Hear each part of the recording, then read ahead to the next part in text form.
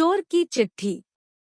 अलसुबह फजर की अजान के साथ ही अलका जाग उठती थी और उसकी रोजाना की दिनचर्या भी शुरू हो जाती थी। लेकिन आज अजान की आवाज के बाद भी वह बिस्तर से उठी नहीं। नींद तो खुल गई थी परंतु बिस्तर से उठने की हिम्मत नहीं हुई। थोड़ी देर लेटे-लेटे सीलिंग को निहारती रही, फिर जब बेचैनी होने लगी तो बेमन से बिस्तर से उठ गई। स्टोव पर चाय का पानी रखने के बाद बोझिल कदमों से अखबार लेने के लिए मेन गेट की तरफ चल दी। फर्श पर पड़ा अखबार उठाते ही वह चौंक गई। पास ही एक सफेद रंग का बंद लिफाफा पड़ा था। लिफाफे पर लिखा था, सिर्फ अलका दीदी को मिले। आगे पीछे न कोई नाम न कोई पता। डाकघर की सील भी नहीं थी।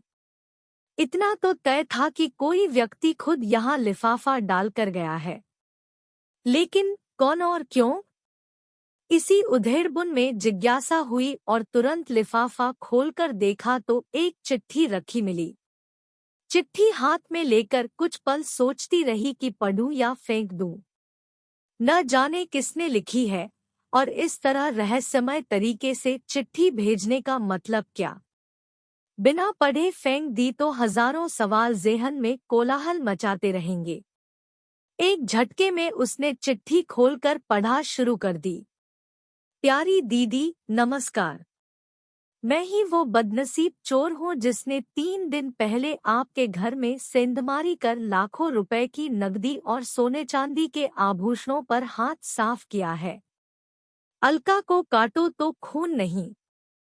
पहली लाइन पढ़ते ही अलका का चेहरा गुस्से से तमतमा गया। पिछले 3 दिनों के दौरान हुआ घटनाक्रम तेजी से आंखों के सामने घूमने लगा। मैं जानता हूँ मेरा यह इक़बाले जुर्म आपके गुस्से को 7वें आसमान पर ले जाएगा और थोड़ी हैरानी भी होगी कि एक चोर आपको चिट्ठी लिखने की हिम्मत कर रहा है। आपका गुस्सा होना बेहद लाजमी भी है। आपकी जीवन भर की जमापूंजी चुराकर मैंने आपके और आपके परिवार के हर सदस्य के सपनों का हरण किया है। कल यानी घटना के अगले दिन आपके घर में हुई चोरी की खबर अखबार में पढ़ी तो बड़ी शर्मिंदगी महसूस हुई। अफसोस भी बहुत हुआ। मेरी इस करतूत से आपकी शादी निरस्त हो गई जो अगले महीने होना तय थी। ऐसा लगा मानो जिस बहन की शादी का सपना में बरसों से देख रहा था, आज उसी बहन का नया संसार बसने से पहले खुद अपने ही हाथों से उजाड़ दिया।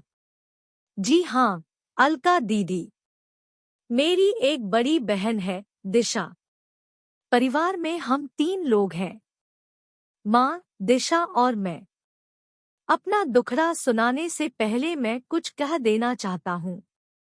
दरअसल मैं वैसा चोर नहीं हूँ जैसा आपने सोचा है। अपने ऐशो-आराम या मेहन से बचने के लिए मैंने ऐसा शर्मनाक और गैरकानूनी कृत्य नहीं किया है। हाँ दीदी, मैं स्नातक हूँ और फिलहाल बेरोजगार हूँ। पिता का देहांत मेरे बचपन में ही हो गया था। माँ ने सिलाई ढाई और घरों में काम कर हम दोनों भाई बहन का लालन पालन किया और माँ के बलिदान व जुनून की बदौलत ही हम दोनों स्नातक तक पढ़ाई कर सके। फिलहाल किसी छोटी मोटी नौकरी की तलाश में है, लेकिन काफी चप्पलें घिसने के बाद भी नौकरी से महरूम है। बड़ी बहन की उम्र शादी के लायक हो चुकी है। उसकी आंखों में शादी को लेकर सजने वाले सपने मुझे साफ नजर आते हैं, लेकिन घर की आर्थिक स्थिति के चलते वह खामोशी धारण किए हुए है। मैंने और माँ ने बहुत प्रयास किए कि किसी तरह यहाँ वहाँ से पैसा उधार लेकर दिशा की शादी कर दें, लेकिन हर जगह दहेज और शादी कार्यक्रम के अच्छे इंतजाम की डिमांड हमें मजबूर करती रही। और फिर हम जैसों की मदद भी करता कौन है। बेटी की शादी न होने से माँ भी दुखी रहने लगी है। माँ का दुख और बहन की घुटन मुझसे बर्दाश्त नहीं हुई। इसी जद्दोजहद और पसोपेश के चलते मैंने चोरी जैसे घृणित अपराध को अंजाम देने का दुस्साहस कर डाला। करीब 10 दिन अलग अलग घरों की रैकी करने के बाद आपके सूने घर में चोरी करने का मौका मिला और आपके घर से लाखों का सामान चुरा लाया। मैं खुश था कि अब धूमधाम से दिशा का विवाह कर सकूंगा, उसके सपने पूरे हो जाएंगे। साफ है कि चोरी की बात मैंने न तो माँ को बताई और न ही बहन से जिक्र किया। हाँ, इतना भर जरूर कह दिया कि अब घबराने की जरूरत नहीं। अच्छा लड़का देखना शुरू कर दो। शादी के लिए रुपए व आभूषण का इंतजाम मैं किसी तरह कर दूंगा। माँ व बहन दोनों ही बहुत खुश हुए। इतने खुश हुए कि उन्होंने यह भी नहीं पूछा कि बेटा इतने पैसों का इंतजाम कहाँ से और कैसे करेगा। शादी की बात सुनकर तो दिशा का चेहरा शर्म और खुशी से दमक उठा था। उसकी खुशी देखकर मैं गदगद हो गया। पहली बार एहसास हुआ कि अपनी जिम्मेदारी और कर्तव्य का निर्वहन करना कितना सुखद और मन को आनंदित करने वाला होता है। बहन की शादी कर हम दोनों माम बेटे मानो चारों धाम की तीर्थ कर लेंगे। लेकिन क्या एक बहन की जिंदगी उजाड़कर दूसरी बहन की खुशियां खरीदी जा सकती है? आपकी आंखों से बहते आंसुओं से मेरी बहन के जीवन में कभी खुशियों की बारिश नहीं हो सकती दीदी। मनुष्य को इतना भी निर्दयी नहीं होना चाहिए कि वो अपनी खुशियों के लिए दूसरों का घर संसार उजाड़ दे। दिशा के भाग्य में यदि शादी की खुशियां लिखी होंगी तो वह हर हाल में उसे मिलकर रहेंगी। बड़े बूढ़े कहते भी हैं कि भगवान ने सबकी जोड़ियां बनाकर ही नीचे भेजा है। मैंने सोच लिया था कि आपके सारे रुपए और एक एक आभूषण आपको लौटा दूंगा। कल दिन भर चिंतन करने के बाद मैंने सामान लौटने का यह तरीका अपनाया है ताकि आपसे क्षमा याचना भी कर सकूं।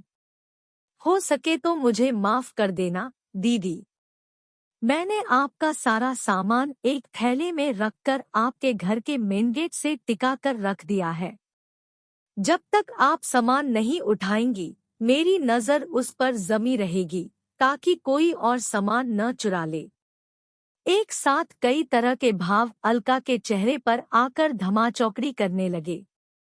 चिट्ठी हाथ में दबाए वह बहुत तेजी से दरवाजे की ओर दौड़ी। एक झटके से दरवाजा खोला। थैला वहां रखा था। जल्दी से थैला उठाकर वो अंदर ले आई। एकदम से बिस्तर पर पलट दिया। नोटों की सभी गड्डियां और एक एक जेवर सही सलामत।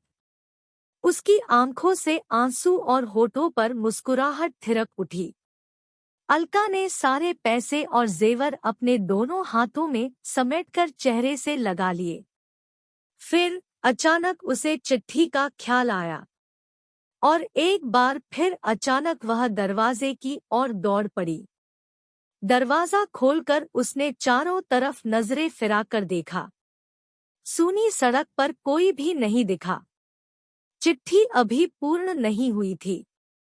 आगे लिखा था, एक गुजारिश है दीदी, इंसानियत व कानून दोनों ही नजरों से मैंने ऐसे अपराध को अंजाम दिया है और उसकी सजा भी कानून में तय है। एक न एक दिन कानून के लंबे हाथ मुझ तक पहुंच ही जाएंगे। मेरे जेल जाने के बाद माँ और दिशा की जिंदगी बर्बाद हो जाने का पूरा अंदेशा है। मैं चाहता हूँ कि पुलिस में दर्ज चोरी का मुकदमा आप वापस ले ले ताकि मैं पूरी तरह से बेफिक्र होकर अपनी माँ व बहन की सेवा कर सकूं, उनका सहारा बन न सकूं। नमस्कार। अलका ने फौरन अपनी माँ व अन्य परिजनों को जगाकर सारा किस्सा सुनाया। उनके सामने जेवर व रुपए रख दिए। माँ का तो खुशी के मारे रो रो कर बुरा हाल हो गया। सभी ने भगवान का लाख लाख शुक्र अदा किया और ईमानदार चोर की इंसानियत पर। अलका ने मशरूका वापस मिलने की जानकारी पुलिस को देकर अपनी एफआईआर भी वापस ले ली।